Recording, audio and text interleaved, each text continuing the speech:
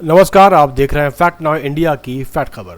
हमारे चैनल को लाइक और सब्सक्राइब जरूर करें। मिडिल ईस्ट में आग लगी हुई है जो थमने का नाम नहीं ले रही है और इस आग में तेल डालने का काम कोई भी कम नहीं कर रहा।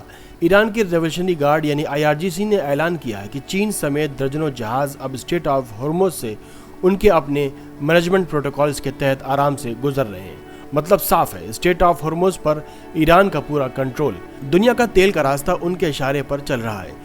इस बीच अमेरिकी राष्ट्रपति डोनाल्ड ट्रंप और चीनी राष्ट्रपति शी जिनपिंग इस अहम जलमार्ग को लेकर घंटों बातें कर रहे हैं, लेकिन ईरान की पकड़ ढीली पड़ने का नाम नहीं ले रही है। ईरान के विदेश मंत्री अब्बास अरागची तो सीधे आग उगल रहे हैं। उन्होंने अमेरिका और इजराइल को खुलेआम विस्तारवादी और युद्ध प्रिय बताते हुए ललकारा है कि मिडिल ईस्ट में आक्रांताओं समेत यह अस्थिरता सबके लिए घाटे का सौदा है। अरागची का तेवर देखकर लग रहा है जैसे पूरा इलाका इनके इशारे पर थर्रा रहा हो। इधर हिजबुल्लाह ने इजराइल पर विस्फोटक ड्रोन दाग दिया और कई इजरायली नागरिक घायल होकर अस्पताल पहुंच गए। इजराइल चीख रहा है लेकिन जवाबी कार्रवाई की तैयारी में भी जुटा दिख रहा है। सबसे मसालेदार खबर यह है कि इजरायली प्रधानमंत्री बेंजामिन नेतन्याहू का दावा है कि उन्होंने अमेरिका इजराइल के ईरान पर हमलों के बीच UAE का गुप्त दौरा किया था, लेकिन UAE ने इसे सीधे मुंह पर झूठ बताकर खारिज कर दिया। अब सवाल यह है कि सच क्या है, गुप्त मुलाकात हुई या नेतन्याहू बस हवा में तीर चला रहे हैं। पूरा इलाका इस ड्रामे से गर्म पड़ा हुआ है। इधर ईरान के विदेश मंत्री अब्बास अरागची भारत आए हुए हैं। वो ब्रिक्स विदेश मंत्रियों के बैठक में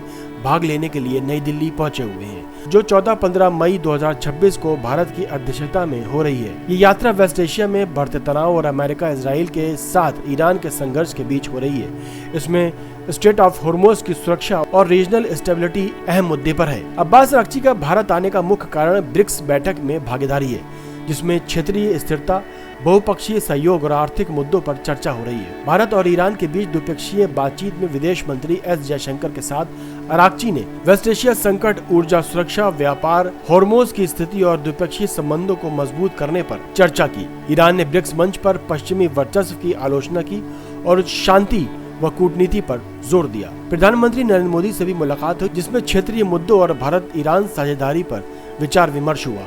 ईरान की पहली उच्च स्तरीय यात्रा है जिसमें ऊर्जा आपूर्ति और क्षेत्रीय सुरक्षा पर फोकस रहा। कुल मिलाकर ये यात्रा दोनों देशों के बीच संबंधों को मजबूत करने और ब्रिक्स के माध्यम से बहुपक्षीय समन्वय बढ़ाने का मौका है। देखते रहिए फैक्ट नाउ इंडिया की फैक्ट खबर।